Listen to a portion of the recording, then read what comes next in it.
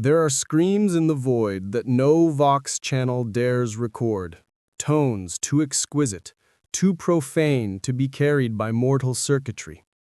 Once they were hymns of devotion, now they are the laughter of the damned, drifting through the void between broken worlds like perfume over rot. And from that void comes a fleet whose hulls gleam with colors not found in nature, lacquered with the memory of perfection and the stench of corruption. The Emperor's children have returned, not merely to conquer, but to remind the galaxy that beauty can be the cruelest weapon of all. They are not an army, they are a requiem. Each strike is a note, each massacre a crescendo. Across the scattered stars, the faithful whisper that the sons of Fulgrim march again, guided by melodies that slither through the warp like living things. Planets fall not to bolter fire, but to the intoxicating agony of their presence. For the Emperor's children, vengeance is not a mission. It is an art form, and every world is another canvas to be painted in suffering. If the galaxy had forgotten their name, they will remember it now. And memory, like music, is eternal. If you can still hear me beyond the static, traveler of the Imperium, remain a moment longer. Let your curiosity not fade with the signal. There are stories buried in this ruin, melodies of betrayal that deserve witness. Should these echoes reach you, amplify them. Share this record. Preserve it, so that others may remember the price of perfection. For only through remembrance can we understand how far the Emperor's light has truly fallen. It began with silence, the kind that presses against the skin like a memory of breath long gone. The planet had no name now, only a designation on a fading data slate, half buried beneath the bones of its last administratum clerk. Dust ruled here. It smothered the ruins, clung to the faces of statues that once bore the imperial aquila, and whispered through the corridors of a dead manufactorium. Even the wind seemed exhausted, dragging across the ground with the weight of centuries. I had come here chasing ghosts. That is what the Inquisition had called it, a residual sonic anomaly. But there was nothing residual about what I found. At first, I thought it was interference on my Vox link, a faint tremor, too elegant to be static. Then it grew, a pattern beneath the noise, deliberate, rhythmic. I could feel it through the soles of my boots, pulsing up through the stone, through the marrow. I muted my Vox, but the sound persisted, burrowing into thought like a living thing. It was not the voice of the machine, it was something older. The locals, what few remained, called it the Song of Ash. They spoke in whispers, their eyes ringed with the gray of sleepless terror. They said the song came when the sun dipped low and the shadows lengthened across the manufactories.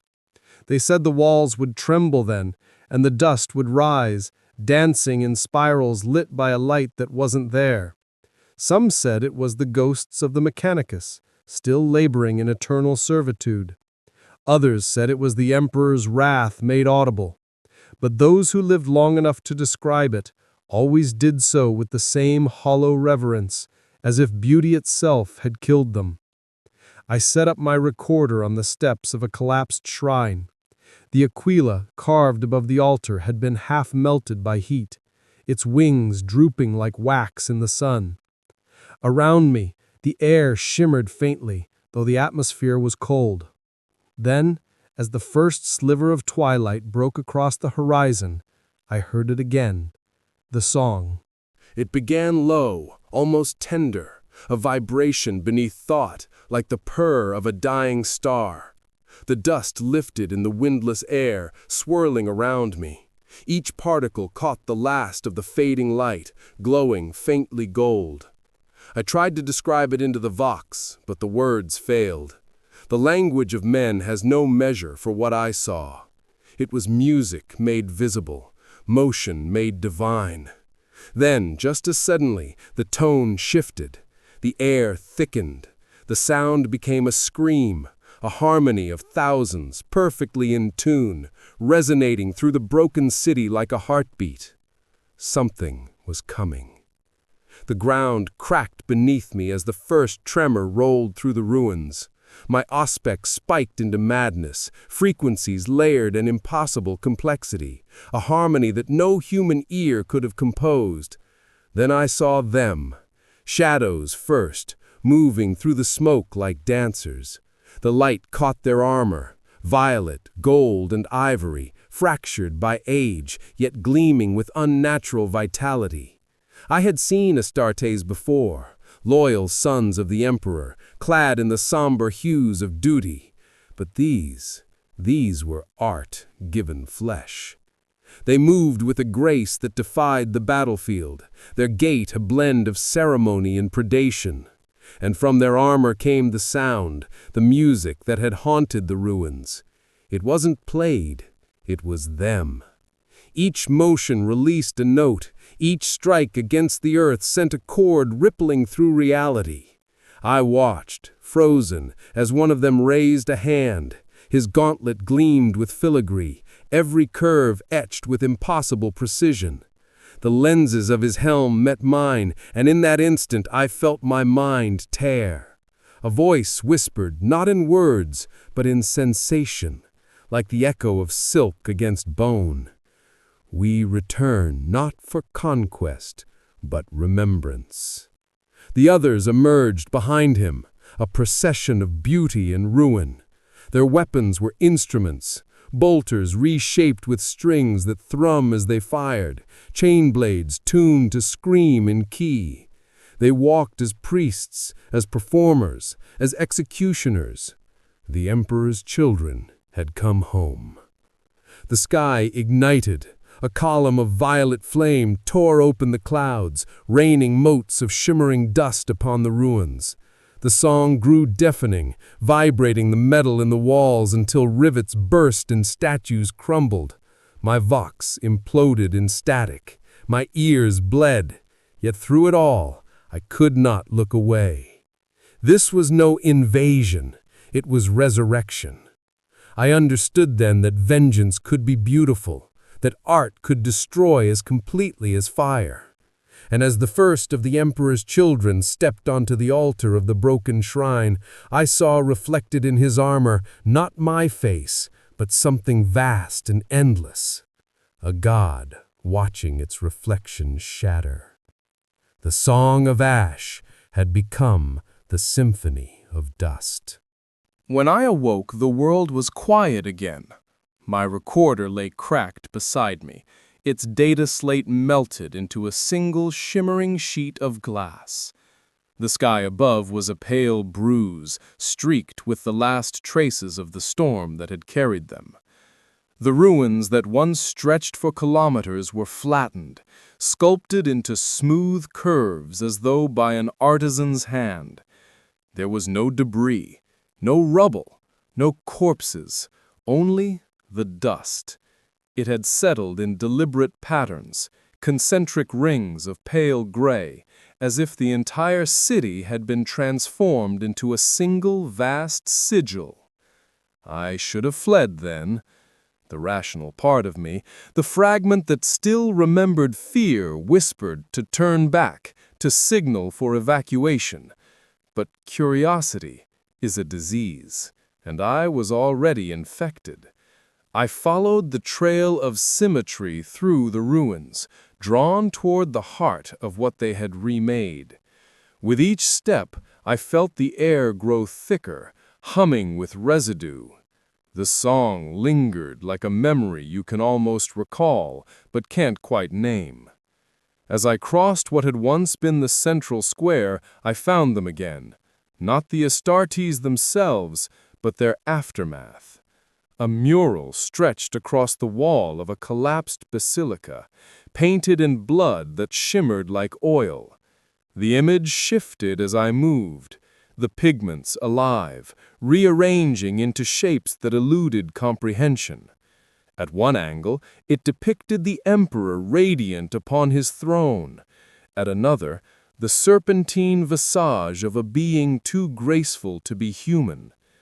Between them, bound in tendrils of light and shadow, was something that might have once been Fulgrim, or perhaps the idea of him, distorted through devotion and sin. I recorded as best I could, though the image refused to be captured. My lenses blurred, my optics warped, the image twisting to avoid definition. I realized then that the painting was not an image at all. It was a living echo, an imprint left in the wake of psychic agony. Every brushstroke was a scream made permanent. Further ahead, I found the first body, or what was left of one. It was a servitor, its flesh melted into a sleek sculpture of metal and sinew, frozen in the posture of prayer. Around its torso had been carved a phrase in High Gothic: "Perfection demands remembrance." The letters were sharp enough to cut the fingertips that traced them. I didn't understand. Not yet, but the message lingered in my mind like a litany. The Emperor's children were not here to conquer. They were here to be seen.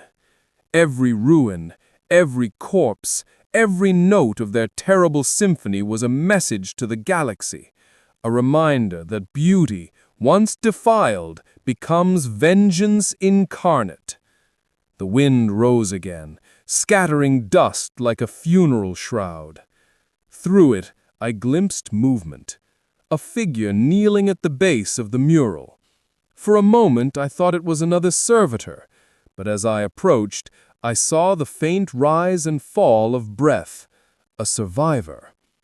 Her robes were those of a manufactorum priestess, once white, now stained with soot and iridescent residue.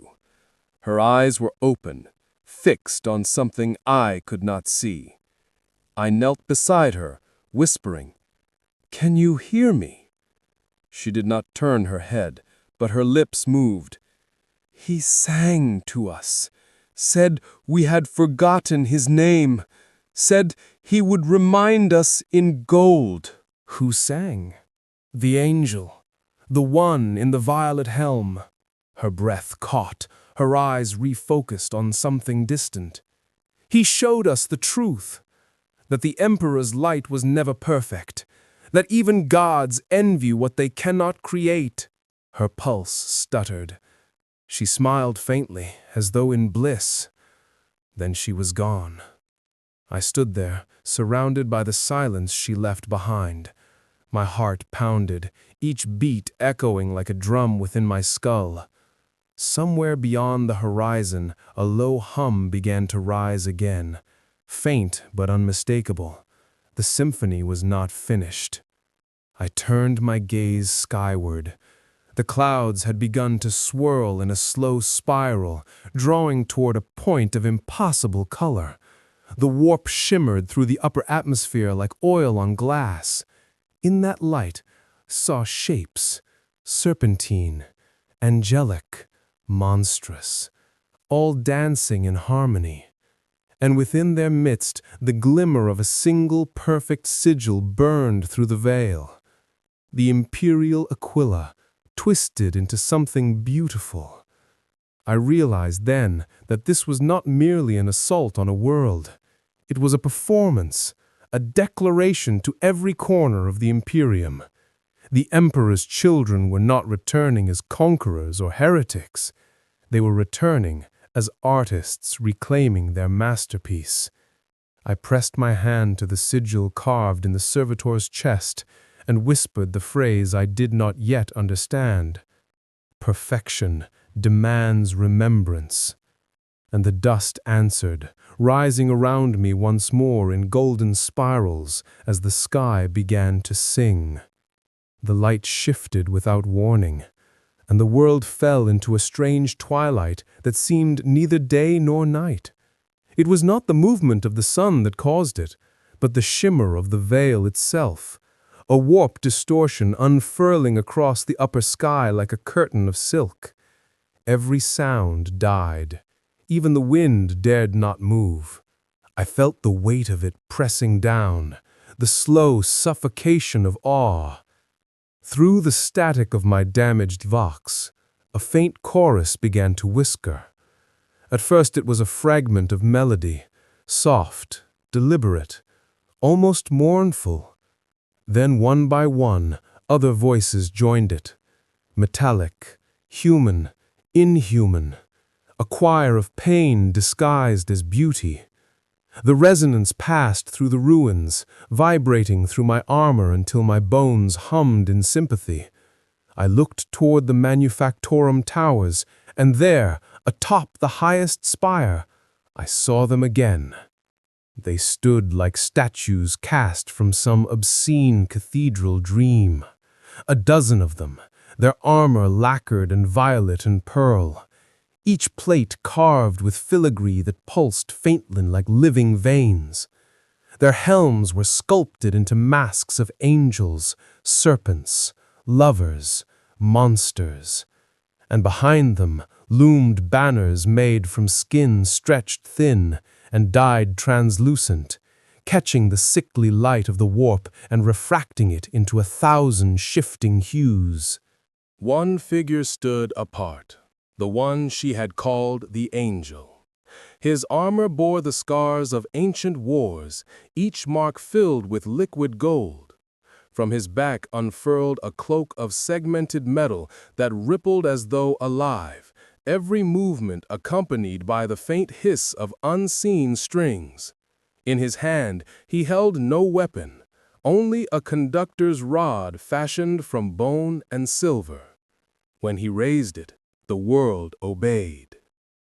The dust lifted from the ground in vast spirals, rising high into the air until the city was shrouded in a halo of ash. The air trembled with anticipation. Then, with a motion as graceful as a bow upon a violin, he drew the rod across the air before him. The song returned. It erupted from every direction at once, through the air, through the ground, through the walls themselves.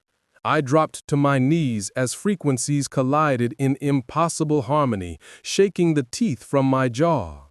Every tone carried emotion too complex for words, agony braided with ecstasy, loss interwoven with revelation. It was as if they played the nerves of reality itself. The Astartes began to move, not marching, dancing. Each step struck the earth with precision, releasing waves of resonance that shattered stone and bent steel. Bolter shells detonated in rhythm, their explosions tuned into the composition. Chain swords revved in harmonic sync, their shrieks forming counter-melodies. The manufactorum itself became their stage, its towers trembling to the beat of their wrath. And beneath it all, I heard the words. Not sung, not spoken, implied. Once we were perfect. Once we were his. Now we are our own. I realized then that this was not merely vengeance against the Imperium. It was vengeance against memory, against the lie of purity they once served. Their music sought to rewrite it, to unmake the Emperor's vision of perfection and replace it with their own. As the symphony rose toward its crescendo, the angel descended the spire. His boots did not so much touch the ground as glide across it, leaving trails of molten glass in his wake. When he passed near, the air itself vibrated with an intoxicating sweetness that made my eyes water and my thoughts blur. He stopped before what had once been a Mechanicus altar, now reshaped into a mirror of polished metal. In it, his reflection flickered between forms: Astartes, serpent, god, void. His vox grill opened, and the voice that emerged was impossibly layered. One tone a whisper of love, another a growl of despair, all woven into harmony. We returned to remind the stars what beauty costs. I wanted to speak, to beg, to ask what he meant, but the sound that followed drowned all thought. The angel struck the ground with his rod, and the mirror shattered outward in a spray of silver light. Every shard hovered in the air, spinning in precise, deliberate motion. Each reflected not the world, but visions of others. Worlds aflame, fleets burning, cities twisted into art. The Emperor's children were not alone. This was only the overture. The shards dissolved into motes of light and ascended, vanishing into the swirling sky. The symphony slowed, then fell silent. The angel turned his helm toward me. I expected violence, but there was none, only recognition. "You right," he said, his voice the sound of breaking glass softened by velvet. "Then remember this. The Imperium worships silence. We are what happens when silence sings back." He turned away before I could answer, joining his brethren as they vanished into the storm. Their music lingered in the bones of the world, humming through every ruined wall, every grain of dust. When they were gone, I realized I had been weeping, not in fear, but in awe. The symphony of dust had ended its first movement, and the galaxy was beginning to listen. Night came at last, though time had lost its rhythm here. The sun had not so much set as faded, its light swallowed by the lingering shimmer of the warp. I found refuge in the hollow of a shattered hab block, the walls still humming faintly with residual resonance. Every so often, the dust on the floor trembled, rearranging itself into delicate spirals before collapsing again. The song had ended, but the echo endured, haunting the stones themselves. I replayed the recordings I had salvaged. Most were corrupted beyond repair, data streams filled with distortion and phantom tones that made the vox crackle and protest. But in one fragment, buried beneath the static, I heard a single phrase repeated again and again. "We are the echo of your silence." The voice was unmistakably Astartes, though softened by something almost human. I didn't know whether to fear or revere it. The Manufactorum plains stretched before me in spectral quiet. From this vantage, the devastation seemed deliberate, like a sculpture carved from ruin. The Emperor's children had not raised the city in fury, they had shaped it. Towers toppled in symmetry, walls broken at measured intervals, craters aligned along invisible lines of geometry. Even destruction bowed to their design. Far to the east, faint violet light pulsed on the horizon, rhythmic as a heartbeat. I followed it, compelled by something I could not name. My boots sank into ash as I crossed through what had once been the labor district, where servitors had once mined ore for the forges. Now their skeletal frames hung suspended from cranes like marionettes, wires threaded through their spines. As the wind shifted, they swayed, and for a moment I swore I heard the faintest strains of song, metal scraping against metal, forming melody. At the edge of the district, I found a gathering of survivors, no more than 20 souls, their bodies wrapped in rags, faces masked with the filters of broken rebreathers. They stood in a circle around something half buried in the ash. When they noticed me, none spoke. They simply stepped aside. It was a helmet. Not human, not mechanicus, Astartes. Its design bore the regal flares of the Third Legion, though its surface was warped by heat and smeared with gold. The visor had been shattered, and within it, faint motes of light still shimmered like trapped stars. Around the helmet, the survivors had etched concentric circles into the ash. I knelt beside it, and one of them finally spoke, a child, voice hoarse from dust and hunger. "She told us to remember," she whispered. "Who did?" I asked. "The angel. He said the song must not die, that it began here and would end here when we understood." "Understood what?" She smiled faintly, her eyes glassy. "That the Emperor's silence was never holy." I wanted to deny her, to cling to doctrine, to remind her that such words were heresy, but the words would not come. The truth, or something like it, pressed too close. The air around the helmet shimmered faintly, and for a heartbeat I thought I saw movement within the glass, a reflection that wasn't mine. The child reached out, touching the rim of the helm with her small hand. The motes within flared briefly, releasing a sound so faint it could have been imagined. A single note, pure and sorrowful. Then the light went out. The survivors began to hum, low, untrained, imperfect, but together. Their voices wove into a fragile harmony, echoing what little remained of the symphony. Their faces were calm, almost reverent. And as their song faded into the night, I understood. They were trying to remember the melody before it consumed them. I left them there, their voices rising like incense into the dark.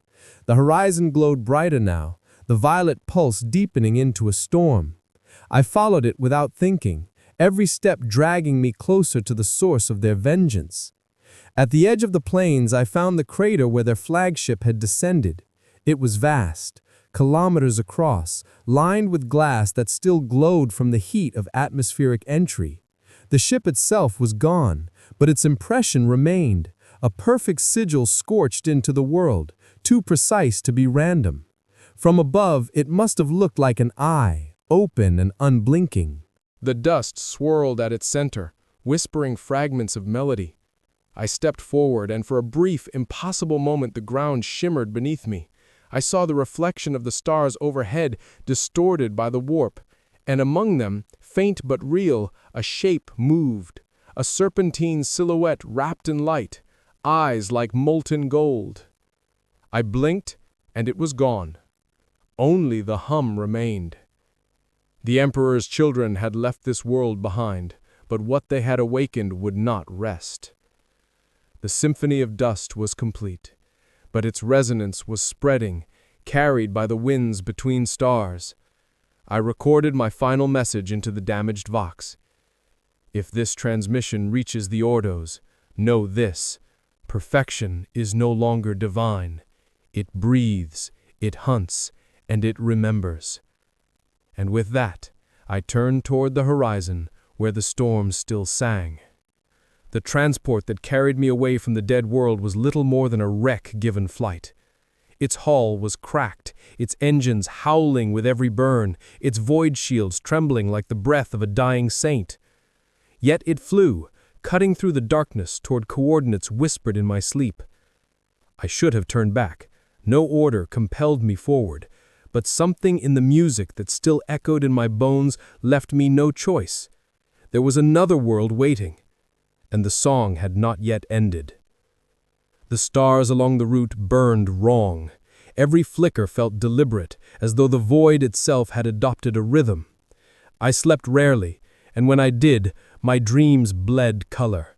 Violet and ivory, the hues of perfection. Sometimes I heard laughter, soft and melodic.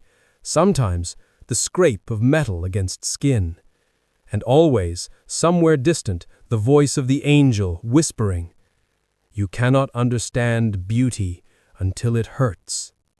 When the ship dropped from the warp, I thought I'd gone blind.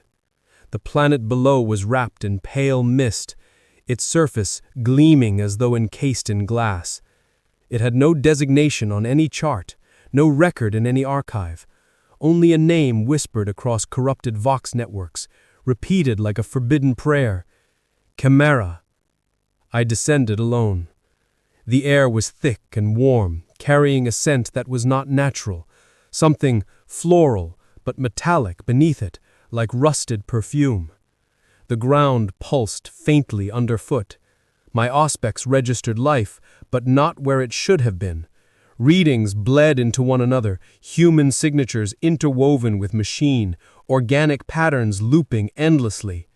I realized I was walking through a field of flesh. At first, I thought the terrain had been sculpted. Hills rose like muscle, valleys like veins, the soil itself smooth as polished skin. Then I saw the truth. The land was alive. Thousands of faces pressed faintly beneath the surface, their expressions serene as though sleeping. When I touched the ground, I felt warmth and the faintest tremor of heartbeat. In the distance, I saw towers that seemed carved from bone, each one adorned with banners of flayed silk. The closer I came, the more I saw movement among them. Tall figures gliding through the haze, their armor glistening with wet sheen. Some bore helms shaped like cherubim, others with open faces twisted by surgical perfection. Astartes, all of them, yet none were as I remembered. Their forms had evolved, or perhaps devolved, into something unrecognizable. Plates of armor fused seamlessly with flesh, veins pulsed beneath ceramite. One warrior removed his gauntlet as I passed, revealing a hand of pure marble, every vein etched with gold. Another turned his helm toward me, and I realized his eyes were not lenses at all, but gemstones, glimmering with trapped souls. They did not attack. They observed, curious, as if weighing my worth. I walked among them like a shadow in a gallery of living art.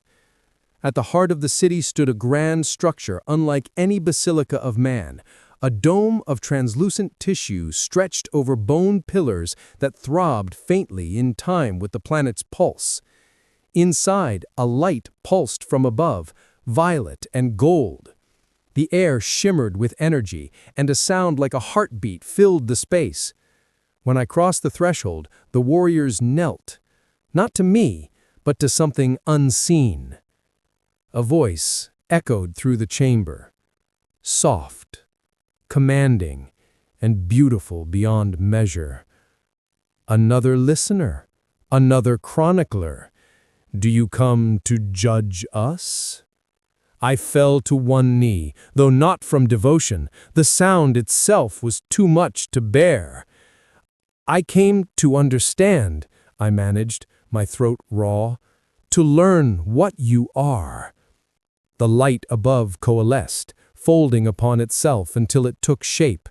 A figure descending slowly from the air, robes flowing like liquid glass. He wore no helm. His features were flawless, too perfect to be human, yet too familiar to be divine. His hair shimmered like molten silver. His skin glowed with the pale luminescence of a dying star. He smiled, and the world seemed to hold its breath. "Then you have come to the right place," he said. "We are what humanity denied itself, the reflection of its own divinity." His presence was unbearable. Every motion exuded artistry. Every glance redefined the air. He circled me like a sculptor studying flawed marble. "You record the deeds of gods and monsters," he continued. "But have you ever asked which is which?" My voice faltered. "Who are you?" He stopped before me, and in his eyes I saw galaxies in ruin. "I am Lucerian, chosen of Fulgrim, keeper of the mirror, first among the reborn." The name struck me with the weight of a forgotten hymn. Lucerian, once a name of honor, captain of the Emperor's children before the fall. His deeds were legend, his betrayal older than memory. Yet here he stood, ageless, his voice a melody that clawed through sanity itself. He extended his hand, and I felt compelled to take it. When I did, my skin burned, not with heat, but with sensation so pure it transcended pain. The world blurred, and when I looked down, I no longer saw my reflection in his golden eyes. I saw something else, something shifting, beautiful and terrible. The mirror of flesh had opened, and I was standing inside it. The air itself thickened, wrapping around me like liquid glass. I tried to pull my hand from Lucerian's grasp, but it was as though the world had dissolved into reflection. The chamber trembled with light. Each pulse of color rippled across the walls, illuminating faces beneath the surface of the flesh dome. Faces that stared back from within, not of the dead, but of the dreaming. They shifted and breathed, whispering faintly in languages too old for the tongue. Lucerian's voice flowed through it all, seamless and calm, as though he conducted not speech, but an orchestra. You feel it, don't you? The boundary between what is flesh and what is form, between the body and the idea of beauty. The Imperium chained itself to imperfection, worshipping decay and calling it devotion. But we, he smiled faintly, the expression both kind and cruel. We learned that flesh is not a prison, it is a mirror. I struggled to speak. You fused it. You made it one. We only revealed what was already true. He released my hand, and when he did, I realized my palm shimmered faintly in the same violet hue that ran through his veins.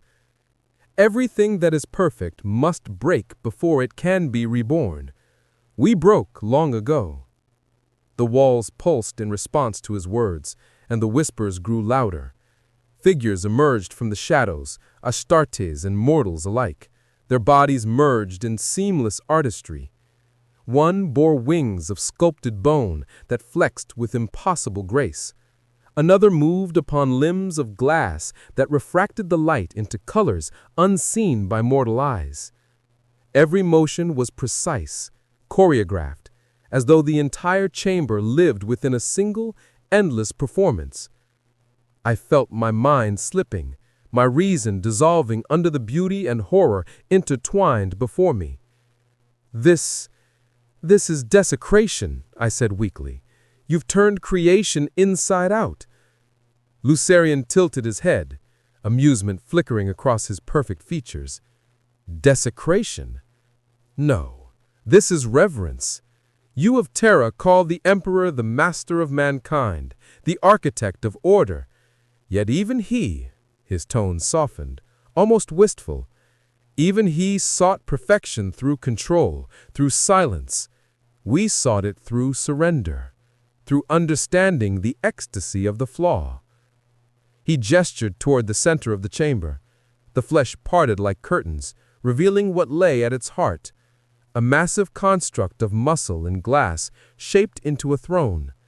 Upon it sat a figure unlike the others, bound in filaments of gold and steel. Its face was hidden behind a mirrored mask, but from the curve of its armor, I knew it had once been Astartes. Its body was still, but its reflection in the mirrored floor moved, shifting, breathing, watching. Lucerian approached the throne and knelt. He was the first to look into the mirror and see what he truly was, he said. A brother who believed he could contain beauty within the limits of discipline.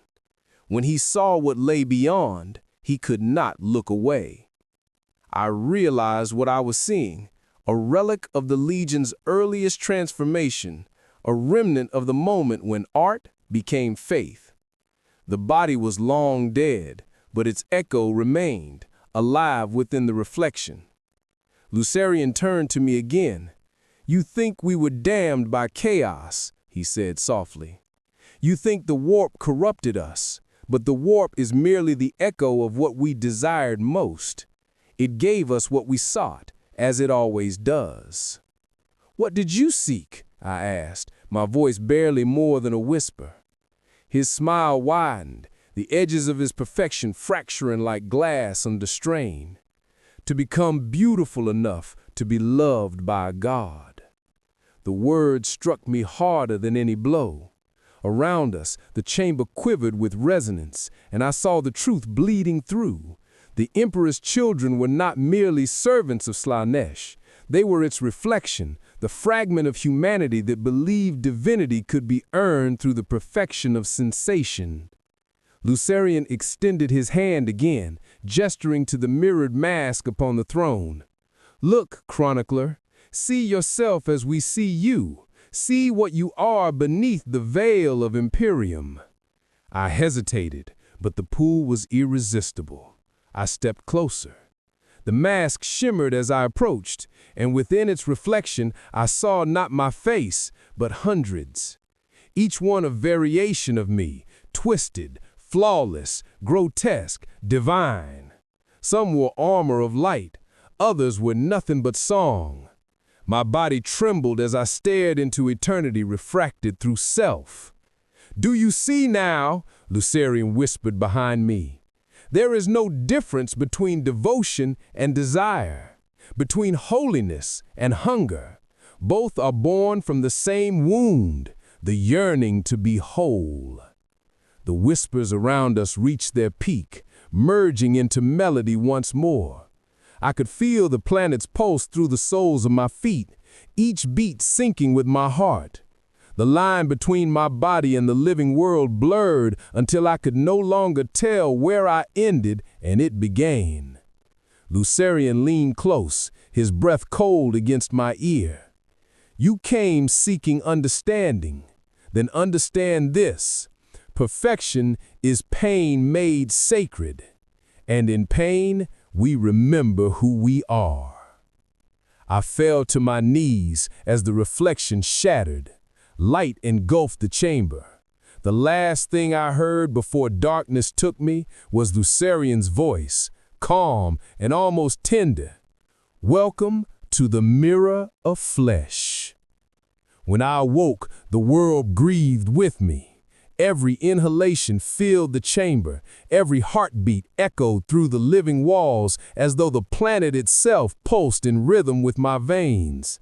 My skin burned with phantom sensation, my thoughts flickering like a damaged lumen. I had fallen into the mirror, and it had not released me unchanged. The light within the dome had softened to a rose hue, faint and warm, like the glow of a dying ember. Lucerian stood before me, silent, his golden eyes studying me with the detached tenderness of a surgeon regarding a patient, or an artist appraising an unfinished sculpture. His voice, when it came, was quieter than before, but no less commanding. "Do you understand now, chronicler? The Emperor's children are not what the Imperium imagines us to be. We are not beasts. We are transcendents, forced into flesh." I forced myself to stand, my knees unsteady. "You've twisted yourselves into parody. You call it transcendence, but you've become slaves to your own senses." Lucerian smiled faintly, as though amused by a child's accusation. "Is that not what all faith is? Servitude to the thing that gives meaning to pain. You worship a corpse that cannot hear you. We worship the scream that answers back." He gestured, and the chamber responded. The walls peeled open like petals, revealing vistas that defied reason. The city beyond stretched for miles, towers of flesh and crystal, bridges made of sinew strung across voids filled with mist. And moving through those streets were mortals, countless mortals, their forms transformed by devotion. Some walked with grace that bordered on divine, their bodies sculpted to symmetry beyond human design. Others crawled, muttering prayers that shimmered in the air like heat. "They come willingly," Lucerian said, watching them. "Artists, zealots, broken saints. The Imperium gave them fear, we gave them purpose. For every scream that echoes here, another finds liberation. Every cut, every breath, every note, they are acts of worship." I stared in disbelief. "They're victims." "They are participants," he corrected. "Each one remakes the world through sensation. They feed the song that carries us through the void. Every moment they live and die is a verse in the greater melody. It is not slavery, it is understanding." He began to walk, and though every instinct told me to flee, I followed. The corridors wound in impossible spirals, architecture that seemed to breathe and hum as we passed. We entered a hall vast enough to house a titan. The air shimmered with soft color, and hundreds of figures lined the chamber, warriors, artisans, supplicants, each holding instruments that looked grown rather than built. Lucerian raised his hand, and silence fell. Then, slowly, one of the figures stepped forward, and Astartes clad in armor like molten glass, its surface transparent enough to reveal the muscle and bone beneath. He carried no weapon, only a harp strung with threads of silver hair. Without a word, he began to play. The sound that emerged was unbearable and exquisite. It tore at thought and memory, unraveling fear, awe, guilt, all blending into something beyond emotion. As the melody built, I realized the harp was not an instrument at all. The strings were his own nerves, drawn from flesh, still alive and singing. I wanted to look away, but I couldn't. Every note dragged a piece of me open, exposing something raw and trembling within. Around me, the others joined him, each sound weaving into the next, forming an orchestra of agony so complete that it transcended suffering. I understood, dimly, that this was how they communicated with the warp, not through engines or sorcery, but through art. When the final note fell silent, Lucerian turned to me. "You see now how we speak with the gods," he said. "Not with prayers, but with beauty. The warp answers not to obedience, but to passion. It mirrors the soul that gazes into it. That is why the Emperor failed. His light could not bear to see its own reflection." His words hung in the stillness like an accusation. Outside, the ground trembled. The air shifted color again, bleeding from rose to deep violet. Lucerian's gaze turned distant, focused on something unseen. "They have come," he said softly. "Who?" I asked. "The Imperium. They heard our song." He smiled then, serene, unhurried, as though this had all been inevitable. "And so begins the next movement. You will see it, chronicler. You will write it. You will remember the face of truth as it devours the mask of order." The walls began to shudder, the air vibrating with rising tones.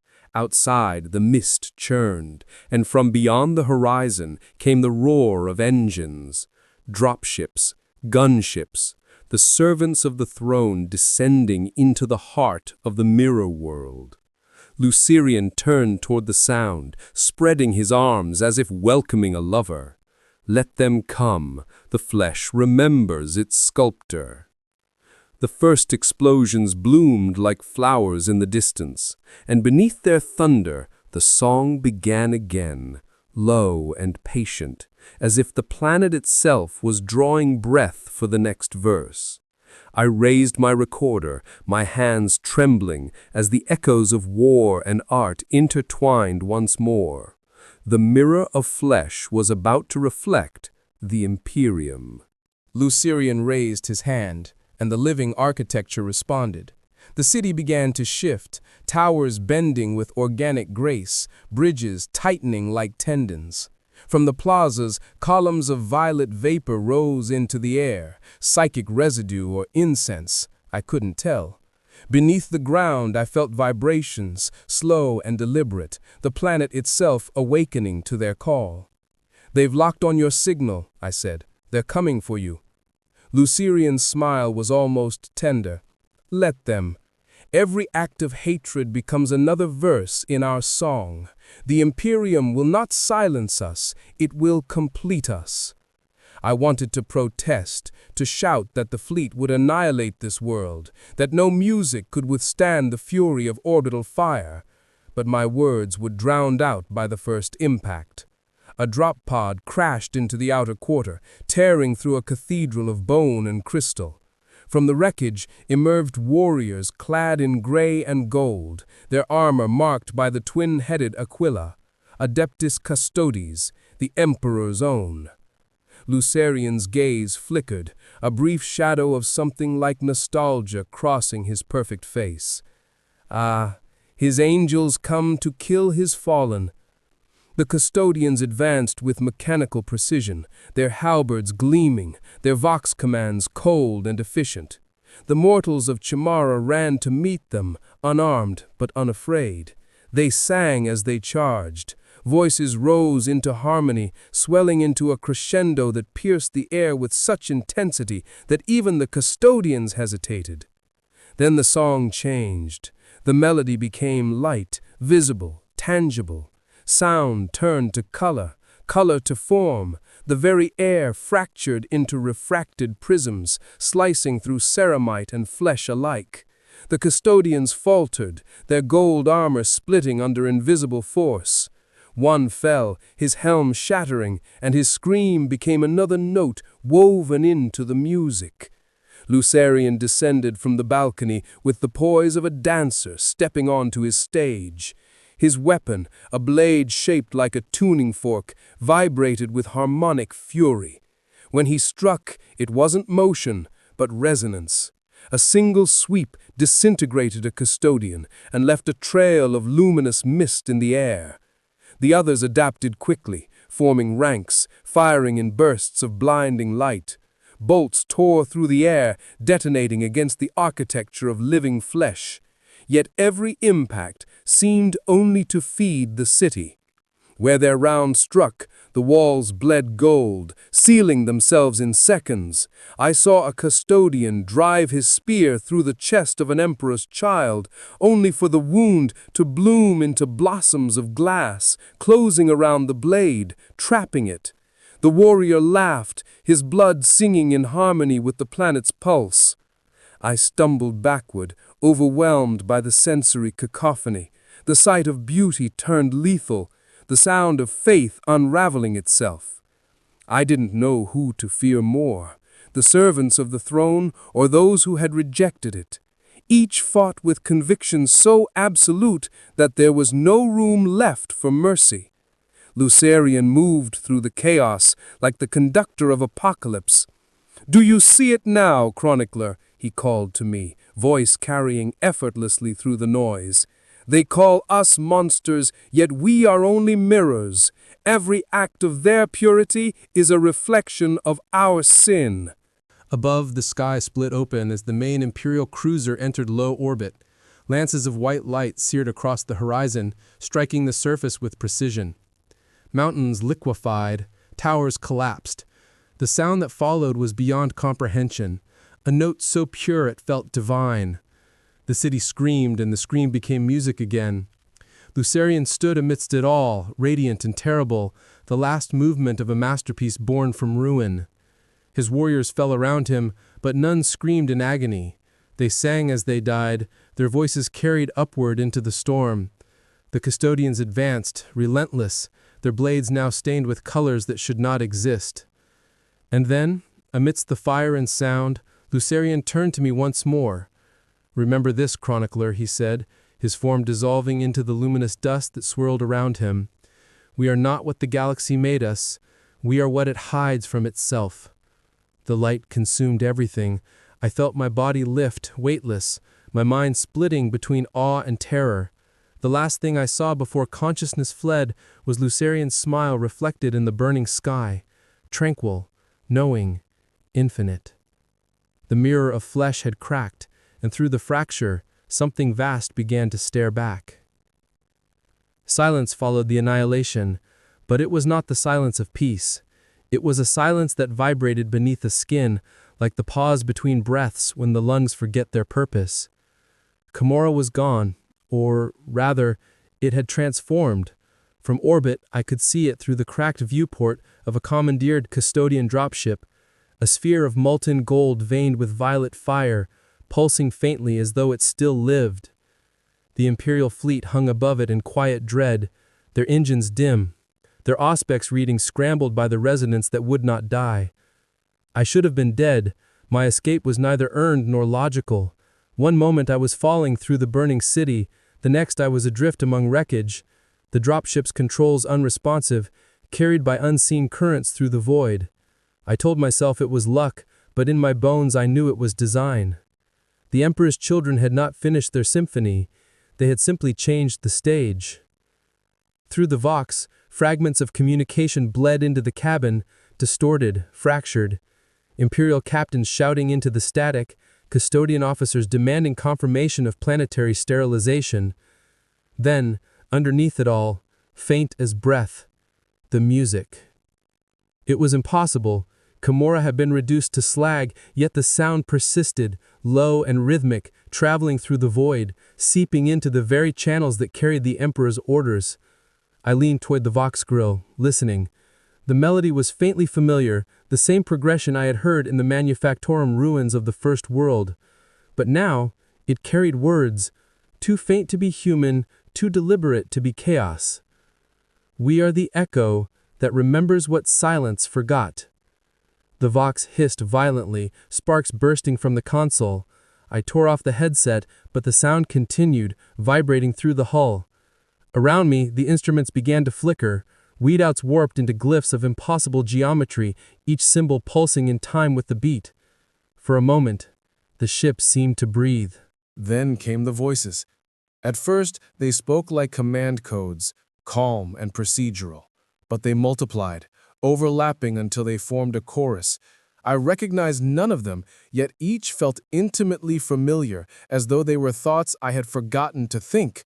My name echoed somewhere within the noise, followed by laughter that did not belong to any mortal throat.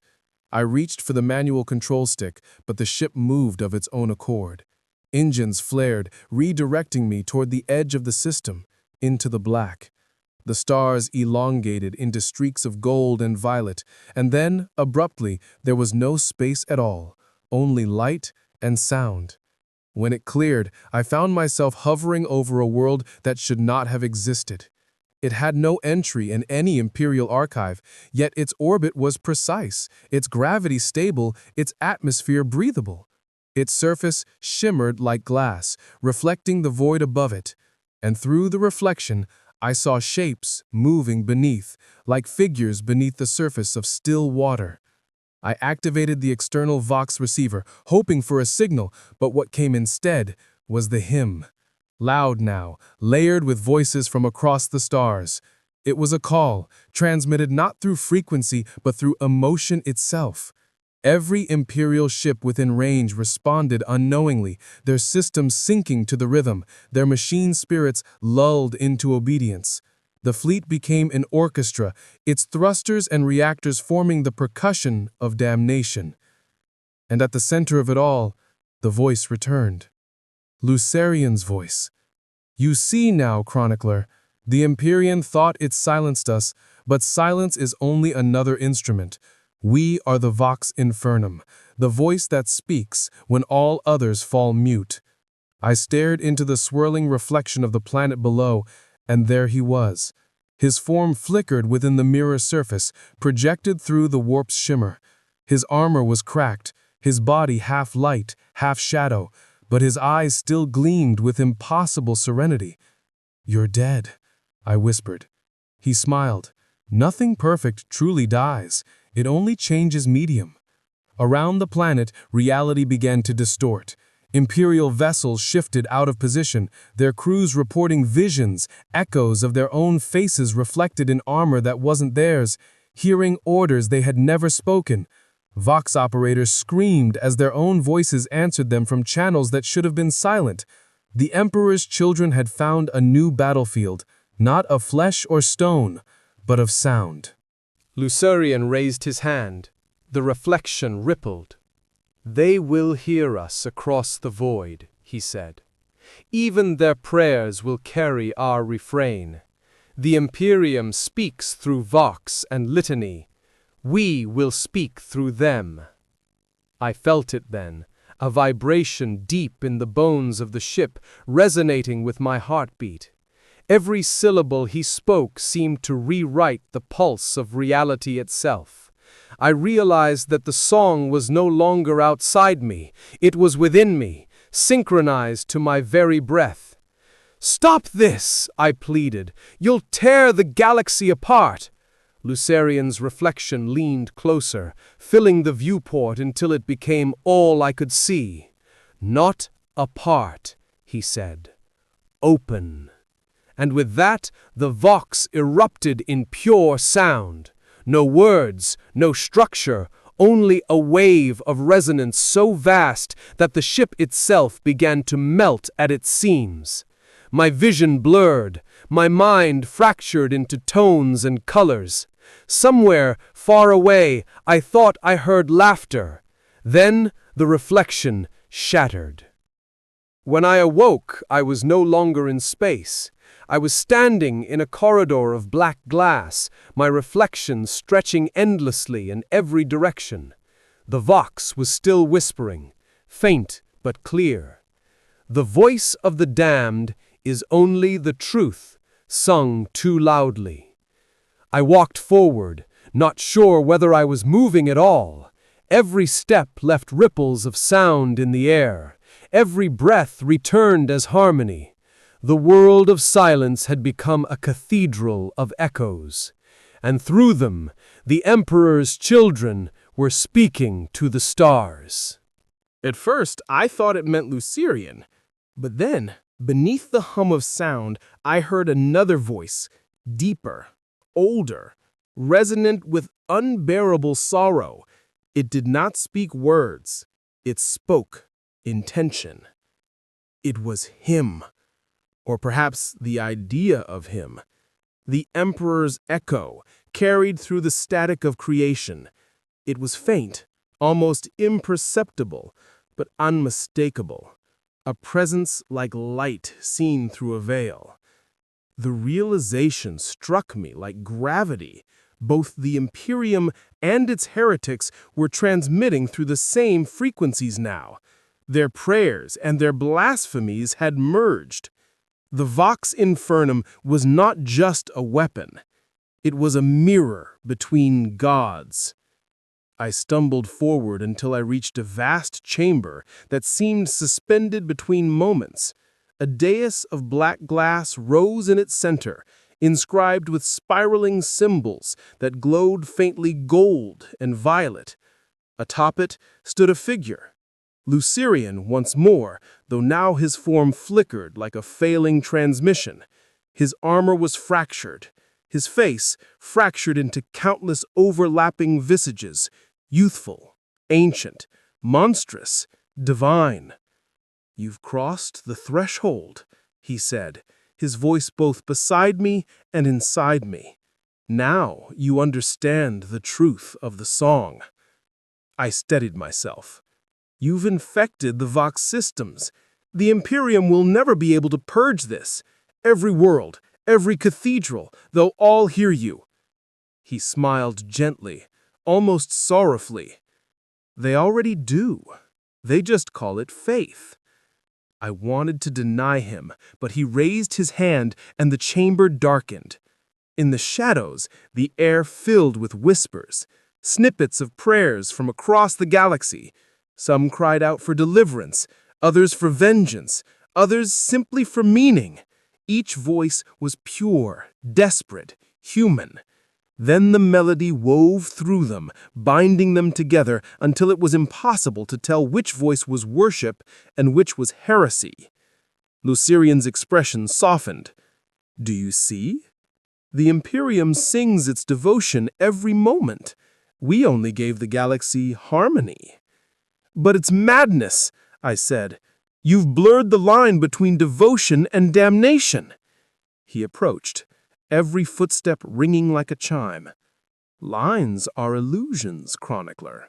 The Emperor built an empire on the illusion of separation, light and dark, purity and corruption, silence and song. But the warp was always the truth beneath it. We only dared to listen." His words felt like waves breaking against my skull. "And what happens when everyone listens?" Lucerian stopped, his face half in shadow. "Then perhaps the Emperor will finally answer." The chamber trembled, the walls resonating as if in anticipation. I felt something immense stir in the distance, a wave of consciousness brushing against the barrier of reality. The Vox frequencies around us howled, turning to chaos. I fell to my knees, clutching my head as visions flooded my mind. I saw Terra burning. I saw the Astromonicon flicker, its light distorted by invisible interference. I saw astropaths crying blood as the song of Chimera bled into their transmissions. And through it all, I saw Lucerian's legion, fragmented across the stars, awakening as one, their minds united through the melody. The Emperor's children had done what the Imperium never could. They had created true unity. Lucerian knelt beside me, his form now almost translucent. Do not fear what you see. This is not the end. It is revelation. I tried to speak, but the words dissolved on my tongue. Every nerve in my body vibrated with the frequency of his presence. I could feel my blood harmonizing with the pulse of the chamber. Why me? I managed to whisper. Why choose me as witness? He smiled, that same serene, unbearable smile. Because you still listen. The Imperium deafens itself with obedience, but you hear the flaw in the silence. He placed his hand on my temple. The touch was gentle, but the sound that followed was not. My mind erupted in color, in pain, in beauty too vast to contain. I felt my memories fragment and scatter like shattered glass, each piece glowing with its own melody. When I opened my eyes, I was no longer in the chamber. I was back aboard the dropship, drifting through space. The consoles were dead, the Vox was silent, but in the faint reflection of the viewport, I saw Lucerian's eyes watching me still. And in the distance, faint but undeniable, the stars pulsed to the rhythm of his song. The Vox Infernum had spoken, and the galaxy was listening. The stars no longer looked like stars. They pulsed now, faint and deliberate, like the trembling of distant hearts beating in unison. As I drifted through the void aboard the dead ship, I began to realize that I was no longer alone. Every flicker of starlight carried rhythm. Every vibration in the hall carried voice. Somewhere deep within the endless dark, the galaxy itself was beginning to hum. The Vox was silent, but silence here was only another kind of sound, an intake of breath before the next verse. I could feel it building around me, the faint echo of the Emperor's children resonating through the fabric of space. They had transcended form, crossed the boundary between matter and melody. The legion that had once fought and bled and screamed now existed as resonance, as presence. They were everywhere the Imperium spoke, hiding between syllables, listening through prayer. I watched the reflection in the cracked viewport. At first it was only my face, gaunt, dust-streaked, hollow-eyed. But then another image bled through, faint as smoke. Lucerian again. His shape flickered like the after-image of lightning, half real, half memory. "You see it now," he said softly. "Every tongue that praises him now sings us too. Every cathedral that bellows his name reverberates with ours. There is no purity without reflection. We are the shadow of their faith." I wanted to deny him, but as he spoke, the Vox lights flickered back to life, on their own. Static bled through the speakers, building into overlapping voices. I heard preachers from distant worlds reciting litanies of the Emperor. I heard soldiers chanting the oaths of loyalty, but behind them, faintly, beneath the surface, another layer of sound pulsed, subliminal, seductive, perfect. The song had infected the Imperium. Lucerian's tone deepened, now resonant through the walls themselves.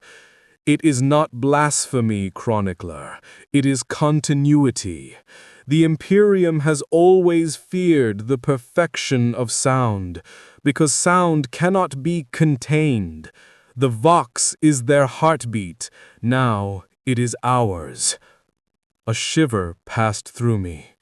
"You've turned communication into contagion?" "Communication is contagion," he replied gently. "Every thought, every faith, every prayer is a transmission waiting for an audience. We have only ensured that no voice in the galaxy is unheard." The ship's instruments began to react to unseen frequencies. Gauges spun, vox meters glowed. Every system that could interpret signal began to bleed data that wasn't data at all. Waves of light, pure tonal mathematics. I understood then that the Emperor's children had written their vengeance not in blood, but in resonance. Their war was no longer fought in cities or stars. It was fought in meaning itself. The cabin's light dimmed, and the void outside shimmered. A single tone, low, flawless, impossibly pure, pierced the silence. It grew in volume, and the stars seemed to bend toward its source. For a moment, I thought it was another ship emerging from the warp, but then I realized it was Chimera. The dead world sang again. The molten sphere that had been the site of the massacre reappeared on the scanner. Its orbit had changed, drawn closer to the fleet, but it was not merely a planet anymore. It was a living amplifier. The crust pulsed with energy, each tremor sending waves across the system. The custodian ships, still in orbit, tried to withdraw, but their engines failed. Every attempt at communication only deepened the interference. Through the vox, a new sound emerged, chanting. Not human voices this time, but machine. The machine spirits were singing, their binary hymns warped into melody. The Emperor's children had reached into the code, teaching even the mechanisms of the Imperium to praise their art. The fleet's flagship, the Lux Imperialis, responded with orbital fire. Lances struck the planet's surface, but instead of destruction, the beams refracted into prisms of light, scattering into the void. Each ray became a new frequency, a new voice. The bombardment only amplified the song. I could no longer tell what was real. The vox channels erupted into overlapping symphonies of agony and devotion. I heard a custodian officer screaming orders before his voice broke into laughter, each syllable echoing like music. I heard an astropath reciting the Emperor's name until her mind dissolved into harmonic tone. And through it all, Lucerian's voice guided the madness like a maestro. "This is the future of faith," he said, "a chorus of souls equal in agony and ecstasy. The Imperium cannot destroy what it has already become." I pressed my hands to my ears, but it was futile. The sound came from within. I felt it in my bones, vibrating in rhythm with my heartbeat. My blood shimmered under my skin, glowing faintly violet under the flickering light. I realized then that I was no longer merely witness. I was becoming a note within their song. Lucerian's reflection leaned closer, filling the viewport with his fractured visage. "You were chosen not to record us," he said, "but to carry us. Every word you've spoken, every thought you've shaped, it will travel. You will be our next transmission." I tried to shout, but no voice came. Only resonance. My scream became tone. My pain became melody. I felt the boundaries of self dissolve, replaced by rhythm and vibration. Through the darkness, the voice of Lucerian whispered, no longer cruel, no longer proud, merely reverent. Perfection demands remembrance, and remembrance begins with sound. The ship began to drift toward Chimera's burning orbit. The stars trembled in synchrony, and as the music swelled to fill the void, I understood the terrible truth. The galaxy would never again know silence. When I awoke again, I was not aboard the dropship. I was lying upon marble that throbbed faintly with the pulse of life. Around me rose pillars that were not carved, but grown, veins of gold running through their flesh like sacred inscriptions. The air shimmered with the perfume of burnt incense and the metallic tang of blood. And above, far above, a hole had been torn into the heavens, through which a dim, uncertain light descended. I did not know if this was reality, dream, or echo. The sound that filled the vast chamber was faint and constant, a heartbeat too slow to belong to anything mortal. Its rhythm resonated in the stone, in my chest, in thought itself. I pushed myself upright, and only then did I see where I was. It was a cathedral, but not one built for the emperor.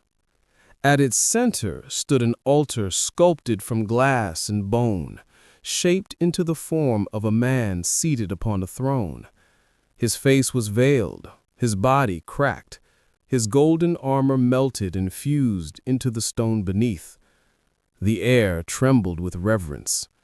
Even in ruin, I knew the image. It was him, the emperor of mankind, rendered not as divine perfection, but as something broken. Around the shrine knelt hundreds of figures, motionless in worship. Some were human, others warped into forms too intricate to name. None breathed. Each one had been hollowed and gilded, their veins replaced by filaments of gold that pulsed faintly with the same rhythm as the altar. They were not statues. They were offerings. The whisper that came next was not external. It was in the marrow of my thoughts. You sought understanding. Now see what faith becomes when it forgets to die.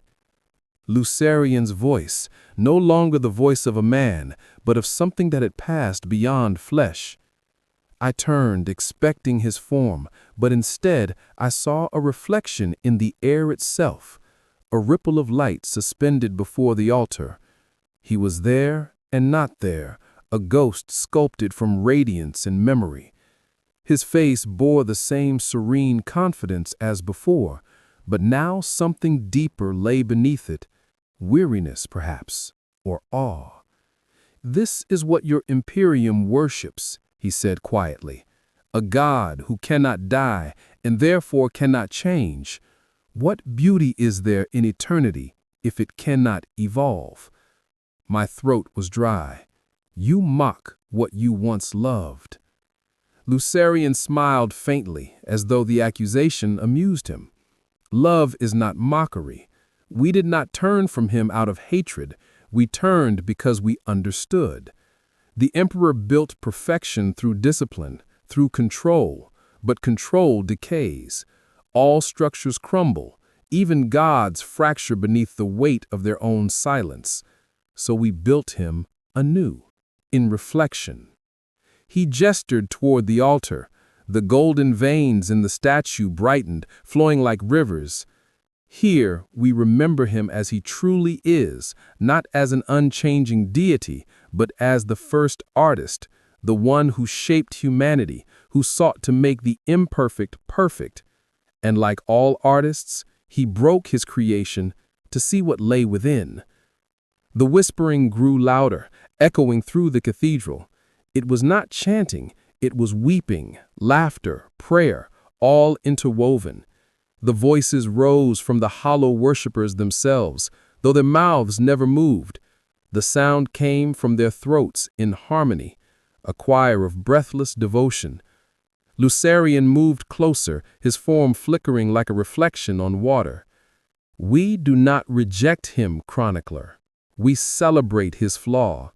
We are the continuation of his art. The Imperium preserves his silence. We sing his pain." I felt the weight of his words press against me. The broken statue's eyes began to glow faintly beneath the veil, pale, flickering, like distant suns drowning in fog. For an instant, I thought I saw the face behind the gold, tired, human, mourning. "Is this what vengeance has made of you?" I whispered. "A cult of reflection?" Lucerian's smile deepened, but his tone softened to reverence. "Vengeance was the instrument. Revelation is the melody. The Emperor's children are not merely warriors nor monsters. We are witnesses to the truth that he tried to deny. That divinity is not purity, but fracture. That the broken thing sings most beautifully. As he spoke, the altar began to tremble. The golden veins flared and a deep hum rose from beneath the cathedral floor. The figures kneeling around us shuddered, their hollow eyes ignited with light. I heard their voices join into one unified note, a tone that shook the walls, the air, my very soul. Lucerian stepped back, spreading his arms. "He hears us now," he whispered. "The broken god awakens to his reflection." I fell to my knees as light burst from the cracks in the statue, blinding and glorious. Every sense collapsed into sound. I could not tell if I was screaming or singing. When the brilliance subsided, the throne was empty. Only the echo of that single perfect tone remained, hanging in the still air like the memory of creation. Lucerian's voice drifted through the silence, almost mournful. Art must break to become divine, and in its breaking, all gods remember what they were. The shrine of the broken god pulsed once more, then fell still. When the light faded, I found myself alone. The kneeling figures had disintegrated into dust, leaving behind only golden outlines burned into the floor. The statue was gone. The altar melted into a pool of liquid light that shimmered faintly before cooling into glass. The air felt heavy, thick with the scent of metal and sanctity. Above, through the cracked dome, the sky still burned with that sickly violet hue, the same color that had marked every world the Emperor's children had touched. Lucerian's voice lingered in the air, faint as the dying tone of a struck bell. The Emperor worships stillness, but creation demands motion. We only carried the truth forward. The echo of him shimmered faintly beside the empty throne, translucent now, his features fading into pattern and light. His armor bore fissures that glowed from within, as though the energy that sustained his existence could no longer be contained. What happened here? What is this place? Lucerian's gaze drifted to the void above. The shrine was once a vessel, a thought given form, built to reach him before his light grew dim. We came to remind him of what he once was, the architect of humankind, the dreamer who shaped an empire from dust. But we found only silence, so we sang louder. We sang until the silence answered. The ground beneath me pulsed once more, a slow heartbeat that rippled outward in concentric circles. The glass altar quivered, and for a fleeting instant, the reflection on its surface changed. It was no longer the empty throne, it was me. My own reflection, but crowned with golden light, my eyes black with endless depth. I staggered back. Lucerian's voice came softly. Every witness becomes participant. You have seen, and now you bear what we have built. I shook my head. I don't want any part of this. I came to record, not to believe. Belief is not choice. It is contagion. The moment you understand beauty, it consumes you. The moment you hear the truth, it speaks through you. Do you think the Imperium survives by will alone? No. It endures because its believers cannot unhear the voice that promises meaning. His form flickered again, becoming less human with every heartbeat. The light pouring from his armor now filled the cracks between his words.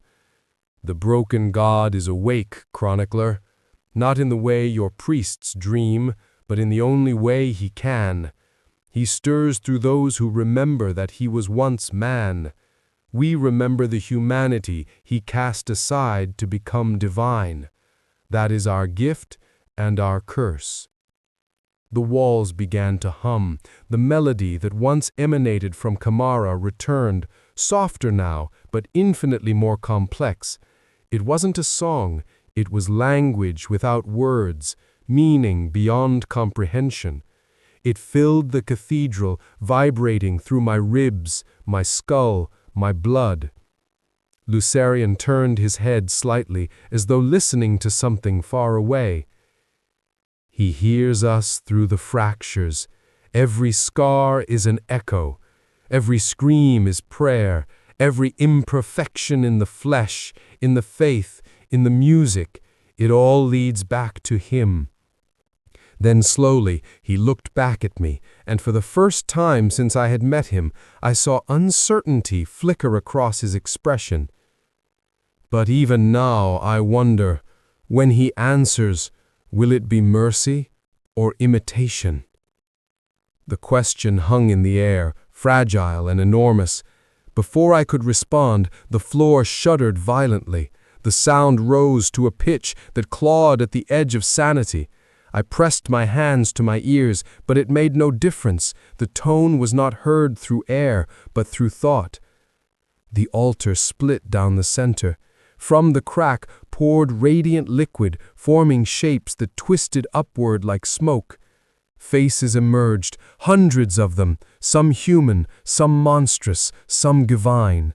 Each opened its mouth and exhaled the same wordless tone, a harmony of agony and awe. The chamber pulsed with impossible light. Lucerian's eyes blazed. He speaks. He remembers. The figures made of light merged into one colossal form that loomed above us, a shape not meant for mortal sight, constantly shifting, half emperor, half something else entirely. Its gaze fell upon Lucerian, and in that instant the perfection in his face cracked.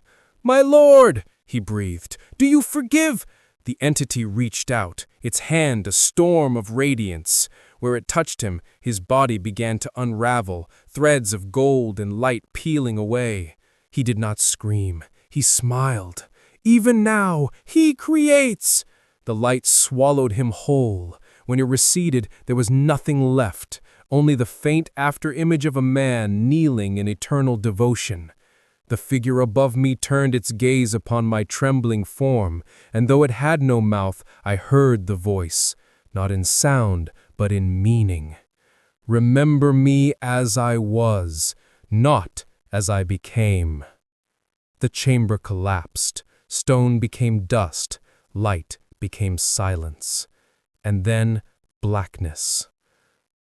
When I awoke, the world was quiet again. Not silent, never silent, but quiet in that terrible way that follows revelation, when sound itself seems to hesitate out of reverence for what it has just witnessed. The cathedral was gone. The ground beneath me was ash, smooth as glass. Overhead, the sky shimmered with faint auroras of gold and violet, threads of living color that pulsed like the veins of a wounded god. My body ached. Every breath came with the taste of iron and incense. My armor had been burned away, and on my bare skin faint sigils glowed, pulsing softly in rhythm with the far-off hum that still lingered in the air. I ran my hand across one. Its warmth was real. The song of Kimara had branded me. For a long time I could not move. The weight of what I had seen, the statue, the light, Lucerian's dissolution, held me in place like gravity. When I finally rose, I saw that I was standing at the edge of an endless plain. The horizon bled light, and in the distance the ruins of something vast towered like mountains. It took me a moment to realize what I was looking at. The shattered remains of ships, hundreds of them. Imperial, trader, unknown, all broken, fused together into one grotesque landscape of metal and bone. I walked. Each step echoed softly as though the ground itself remembered sound. The closer I came to the wrecks, the more I could feel the hum intensifying beneath my feet, rising through the soles of my boots and into my bones. The ships were not dead. They were still singing. At the crater's center lay a construct unlike anything I had ever seen. It resembled a heart, colossal, golden, pulsating.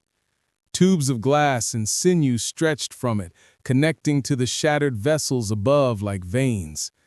Every beat sent a pulse of energy through those conduits, and I realized what it was. The shrine had not been destroyed. It had transplanted itself. The broken god was alive. I approached, trembling. The air grew heavy, every sound muffled by the weight of that rhythmic vibration. I could feel it trying to synchronize with me, pulling my heartbeat into its tempo.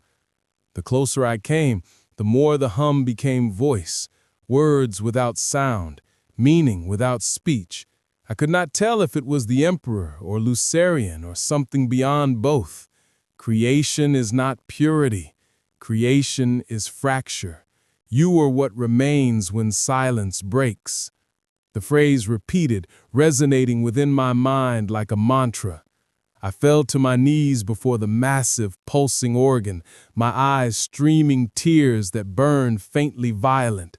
My voice broke as I whispered, "If you are him, why speak to me?"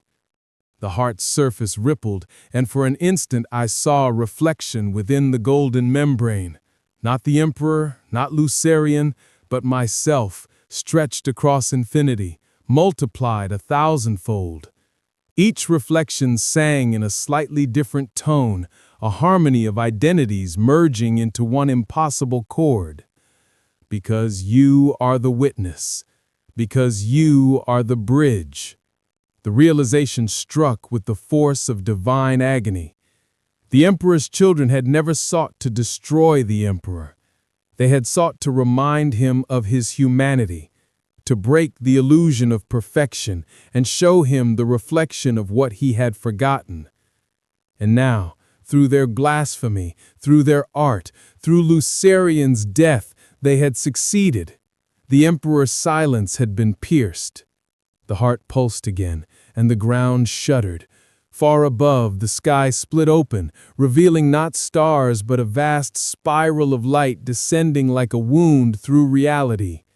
I could hear the distant screams of ships falling apart as the resonance consumed them, drawn into the pattern. The galaxy itself was listening. I tried to flee, but the sound rooted me to the ground.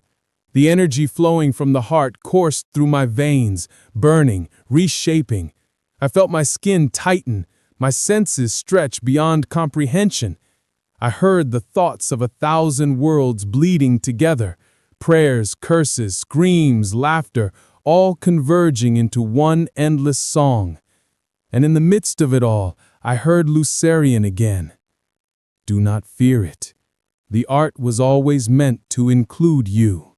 For the briefest instant before the darkness returned, I understood. The shrine was not a place, it was a threshold. The Emperor's children had built the doorway. The galaxy had stepped through. And the broken god was no longer broken. When I awoke this time, there was no light, only sound. A low, ceaseless vibration that filled everything, as if reality itself had become an endless instrument sustaining a single, eternal note. I no longer knew if I had a body. There was sensation, yes, pressure, warmth, the faint taste of iron, but it all existed as tone. Even thought was no longer words, it was melody. I remembered falling into the light, remembered Lucerian's voice dissolving into harmony, remembered the heart's final pulse. After that, nothing. Only this ocean of sound. At first I thought it was death, but death, I had always been told, was silence. This was not silence. It was structure. Deliberate, ordered, alive.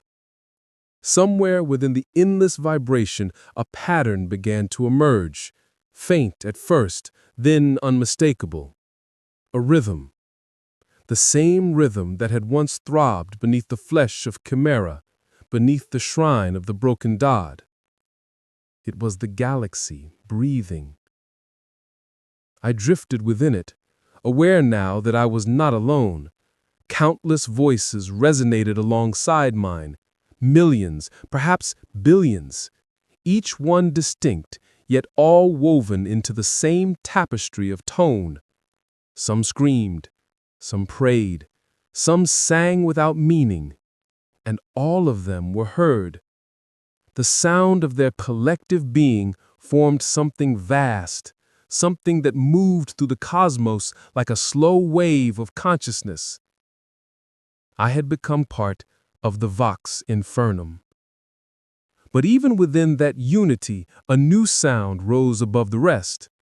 Faint, familiar, a voice that carried no body but still shaped the air around me. Chronicler, it whispered. Lucerian.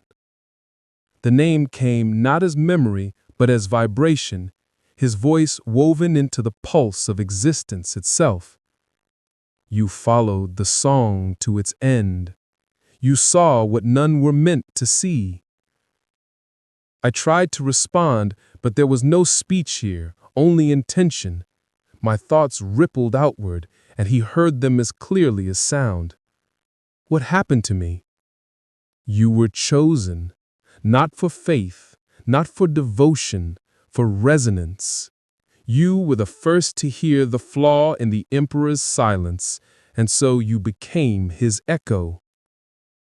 His words thrummed through the void, vibrating at the edge of comprehension. Around us, the soundscape began to change, tones stretching into chords, chords forming melodies. The unity of countless souls began to organize itself, the raw chaos of existence turning to rhythm. What are we? I asked. Lucerian's laughter was soft, like a string plucked gently. We are the choir eternal. The Imperium prays through litanies and static hymns, but their words are empty, trapped in repetition. We have given their faith voice. Every astropathic message, every vox transmission, every whispered prayer now carries our harmony. Through it, the galaxy sings, and through the song, he listens. But he, the Emperor, I began, but Lucerian's tone deepened, reverent. He is no longer the still light upon the throne. He is what the song made of him.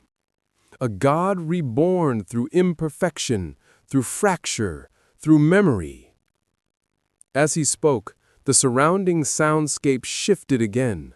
The void cracked open like glass, revealing fragments of worlds, Terra, Mars, Baal, Macrage, all shimmering in faint golden tones. Across them, I could see their people kneeling in prayer, their lips moving in perfect rhythm. They were not speaking the imperial creed anymore. They were humming. Millions upon millions, their voices united in the same low, haunting resonance. The canticle of flesh, he murmured. It spreads without command, without heresy. They think it a new devotion. They think it brings them closer to him. And in a way, they are right. I watched, awestruck, as the song spread from world to world, transmitted through light years of silence. Ships in the void began to hum as one. The Astronomicon flickered and pulsed in time with the rhythm. Its steady beam was now a living heartbeat rather than a fixed flame. Is this what you wanted? I asked. To infect the Imperium with your art? Lucerian's tone softened. Infection? No. Communion. We sought only to finish what he began. Humanity's dream was never purity. It was expression. The Emperor forged unity through fear. We offer unity through sound. Even the damned can sing in tune. But this will consume everything, I said. There will be nothing left untouched. Yes, he replied, that is how truth works. The vibration around us intensified, the melody rising into crescendo. I felt my own consciousness begin to blur again, spreading thin across 1,000 frequencies. I was losing form, but not dying, transforming. Lucerian's voice followed me through the dissolution. Every note must end, chronicler, but the song endures. When the galaxy forgets what it once was, it will remember through us, through the harmony, through the broken and the beautiful. His tone faded, replaced by another sound, deeper, slower, infinite. The Emperor's voice. Not words, not command, only presence, vast and sorrowful. I felt it resonate through every atom of my being. It carried neither judgment nor mercy, only acknowledgement. I hear you. The vibration filled the cosmos, stars flared, worlds trembled. For the first time in 10,000 years, the Emperor had spoken, not to a single mind, but to all. And through that response, the canticle became complete. The galaxy sang. The Emperor's voice was not a sound, it was the shape of memory given motion. It filled the galaxy without crossing distance, speaking in the silence between stars, threading itself through every living consciousness that had ever prayed, cursed, or screamed his name. It was not command, it was recognition. And in that instant, every being that still called itself human felt the weight of being seen. Across the void, the Astronomicon pulsed once, then twice, each beat slower, deeper, almost tender. The beam of light that had once guided ships through the warp dimmed, then flared brighter than it had in millennia. Through it, the song of the Emperor's children resonated, merging into harmony so vast it redefined the meaning of devotion. For the first time since the age of strife, the Imperium and its betrayers sang the same note. Lucerian's presence shimmered beside me, woven into the tone like a reflection in glass. He no longer spoke with the arrogance of a fallen angel. His voice was fragile, reverent. He hears us, chronicler. Through the fracture, he has found his way back to us. I felt my consciousness expand outward, threading through the resonance that bound worlds together. I could see them all, billions of lives across 1,000 suns, kneeling in light that was neither holy nor profane. Soldiers of the Astra Militarum dropping their weapons mid-battle as the music reached them. Servitors humming in forgotten manufactoriums. Even the Skitarii, those half-machine zealots of Mars, froze in mid-motion as their augmetic sang the same tone through hidden circuits. The galaxy itself had become a cathedral. But within that vast symphony, a dissonance began to rise. A counterpoint, faint, deliberate, dangerous. Somewhere deep within the warp, something ancient resisted the harmony. The song was being answered, not by silence this time, but by rivalry. Lucerian turned sharply, as though hearing it before I could. No, not yet. The balance was perfect. It cannot. His voice fractured into static. The void around us trembled. Then I felt it, the warp itself recoiling. The canticle, once pure, began to distort. Harmonies twisted into shrieks of longing and pain. Where the Emperor's tone was steady, patient, luminous, the new sound was hunger, a sound that wanted to consume. The dissonance bled through every soul that carried the melody, transforming awe into frenzy, reverence into madness. Lucerian's image flickered violently. He cannot hold both. The perfection we made was never meant to bear the weight of divinity. I saw it then, as clearly as if I stood upon Terra itself. The golden throne cracking, its bindings splintering like bone. The Emperor's light blazed through every fissure, too vast, too human, too flawed to remain contained. Around him, the custodians fell to their knees, some in worship, others in terror. The song had reached its crescendo. Lucerian's tone became desperate. He remembers everything now, every failure, every sacrifice. And the warp remembers too. Reality began to unravel around me. The stars pulsed erratically, bleeding light into the void. The great unity of sound fractured into chaos as different worlds responded in different keys, some rising toward rapture, others collapsing into screams. The Emperor's light blazed through every fissure, too vast, too human, too flawed to remain contained. For every soul that sang in devotion, another howled in despair. "Can he stop it?" I asked. Lucerian's reply came in a whisper, half pride, half grief. "No, that is the price of creation. Once beauty learns its name, it cannot be silenced." The canticle turned inward. Its harmony imploded, folding reality with it. For one infinite instant, I saw everything. The Emperor upon his throne, Lucerian standing before him in luminous surrender, the galaxy trembling like a single string drawn to its breaking point. Then, in a surge of unbearable brilliance, the song ceased. The silence that followed was unlike any silence before. It was not absence, but completion. I floated in darkness, weightless, timeless. When I finally heard something again, it was not the Emperor, nor Lucerian.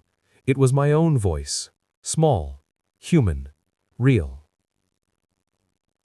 I said, "The galaxy sang," and then it remembered what silence meant. In the far distance, I could sense the stars again, reborn, quieter, steadier. The Astronomicon still glowed, but its light had softened. The Imperium would endure, as it always had. But the song had changed it, forever. And somewhere, in the faint hum that underlined all things, a familiar voice murmured with infinite calm.